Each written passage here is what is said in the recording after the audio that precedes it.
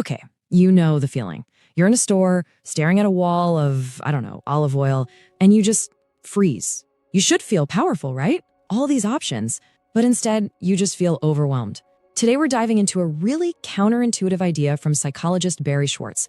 What if having more choices is actually making us less happy? I mean, think about it.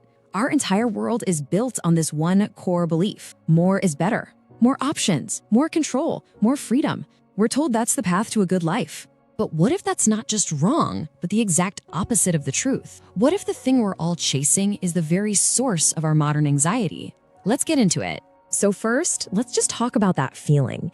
That moment when a super simple decision suddenly feels like this huge, heavy weight. We've all been there. This is a quote from Barry Schwartz himself, and it's so relatable. He just wanted to buy a pair of jeans. That's it. But he walks into the store and suddenly he's hit with this barrage of questions. You want slim fit, boot cut, relaxed fit, acid wash, stone wash, button fly, zipper fly? A simple errand turned into this exhausting ordeal that left him feeling awful. And it's not just jeans, not by a long shot. In one single supermarket, Schwartz counted 85 different types of crackers. 85, just crackers. That's not helpful, that's just noise. And that's the heart of the paradox. There's a tipping point. Up to that point, choice is great. It's liberating. But once you cross that line, it stops helping and starts hurting. It becomes, as Schwartz calls it, a kind of tyranny. But why? What is actually going on in our brains? Okay, so now let's look at the psychology here. There's some fascinating research that shows exactly how more choice leads to less action and, believe it or not, less happiness. So, picture a gourmet food store. Researchers set up a tasting booth for jam. On one day, they offer 24 different kinds of jam for people to try. On another day, they offer just 6. Now, which table do you think sold more jam? The results are just stunning. The table with 24 jams, yeah, it drew a bigger crowd, but almost nobody bought anything.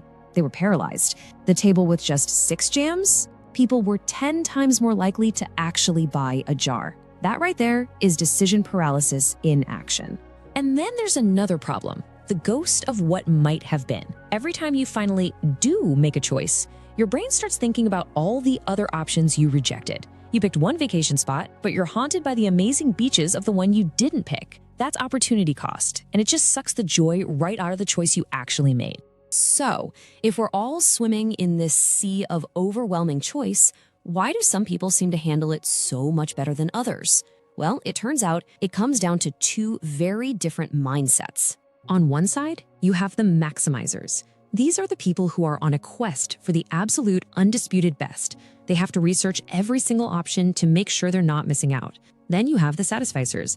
They're not looking for the best. They're looking for good enough. They have a few criteria, and as soon as they find something that checks the boxes, they pick it and they just move on with their life. And here's the ultimate irony. The maximizer might, on paper, get a slightly better deal or a slightly higher quality product, but they feel miserable about it because they're constantly second-guessing themselves. The Satisficer gets something that's perfectly fine and feels great about it. So you tell me, who's really winning? So just for a second, think about it. Are you the person who has 37 tabs open trying to find the absolute perfect hotel? Or do you find one that looks good, has decent reviews, and just book it? There's no judgment here, but it's really useful to know which way you lean. All right, we've gone through the problem, and yeah, it can feel a little bleak. But the great news is you are not powerless. There are concrete strategies you can use to escape this trap. Here's a simple 3-part plan. First, choose when to choose. Stop wasting your precious mental energy on things that don't matter. Like which brand of toothpaste to buy. Second, consciously try to be a satisficer. Actively aim for good enough instead of the best. And third, and this might be the most important one, learn to love constraints. See limits not as a prison, but as a framework for freedom. This cartoon just captures that last idea so perfectly. You have this parent fish telling its kid, you can be anything you want to be, no limits, all while they're both inside a fishbowl.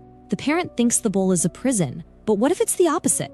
And here's the insight. Without that fishbowl, the fish wouldn't be free. It would be so busy just trying not to get eaten and finding food that it would have zero time to think or play or imagine anything.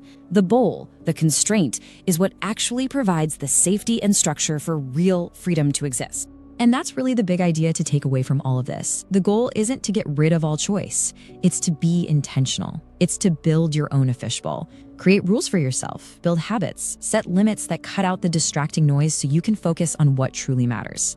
Because real freedom isn't having a million options. It's having the wisdom to know which choices are worth making.